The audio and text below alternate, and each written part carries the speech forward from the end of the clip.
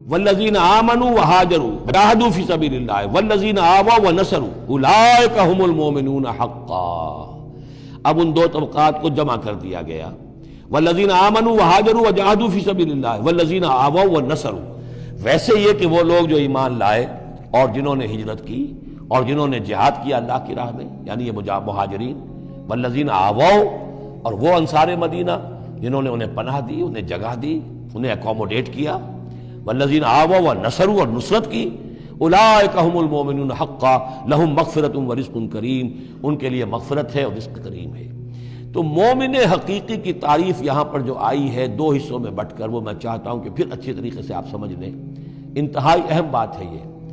ایک مسلمان کے لیے بنی الاسلام علی خمس، 5 چیزیں ہیں: کلمہ شہادت، نماز، روزہ، حج، زکوٰۃ۔ لیکن حقیقی مومن ہونے کے لیے 2 چیزیں اور بڑھیں گی، صرف شہادت نہیں، یقین قلبی،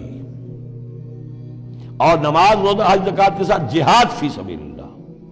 گویا کہ 7 چیزیں ہوں گی، 7 شرطیں پوری ہوں گی تو ایک شخص بندہ مومن کہلائے گا۔ یہ تعریف ہے کہ جو سورہ الحجرات کی آیت نمبر 14-15 میں آئی۔ وہاں پہلے فرمایا قالت الاعراب آمنا قل لم تؤمنوا ولکن قولوا اسلمنا ولما يدخل الايمان في قلوبكم۔ یہ بدو کہہ رہے ہیں ہم ایمان لے آئے، اے نبی ان سے کہہ دیجئے تم ایمان نہیں لائے ہو، بلکہ یوں کہو کہ ہم مسلمان ہو گئے، ہم نے اطاعت قبول کر لی ہے، ابھی تک ایمان تمہارے دلوں میں داخل نہیں ہوا۔ اب اگلی آیت میں پھر اسی سیاق کے اندر اگلی آیت میں مومن کون ہے؟ انما المؤمنون الذين آمنوا بالله ورسوله ثم لم يرتابوا۔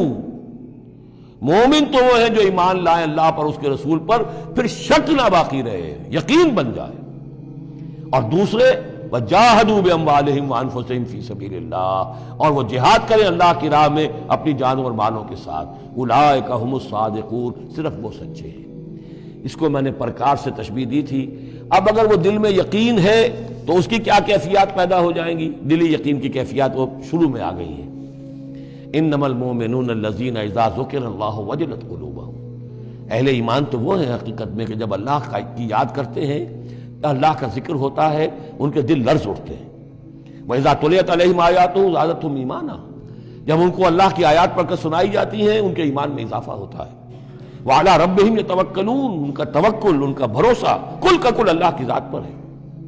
الذین یقیمون الصلاۃ ومما رزقناہم ينفقون، اور وہ لوگ جو نماز قائم کرتے ہیں اور انفاق کرتے ہیں اللہ کی راہ میں اس میں سے جو ہم نے دیا۔ اولئک ھم المؤمنون حقا، یہ ہے سچے مومن، پکے مومن۔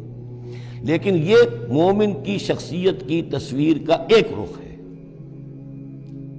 بدقسمتی سے ہمارے ہاں یہ 2 رخ علیحدہ ہو گئے ہیں۔ معاملہ یہ ہے کہ یہ ہے ایک ورق، اس ورق کا ایک صفحہ یہ ہے، ایک صفحہ یہ ہے، یہ انسیپریبل ہے، صفحات کو جدا نہیں کر سکتے آپ۔ ورق ایک ہے، اس کا ایک رخ یہ ہے صفحہ، ایک رخ یہ ہے صفحہ۔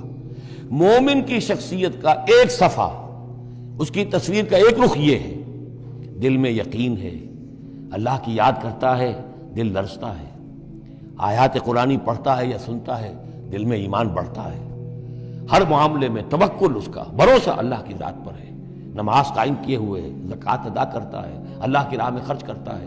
یہ شخصیت کا ایک رخ ہو گیا، اولئک ھم المؤمنون حقا۔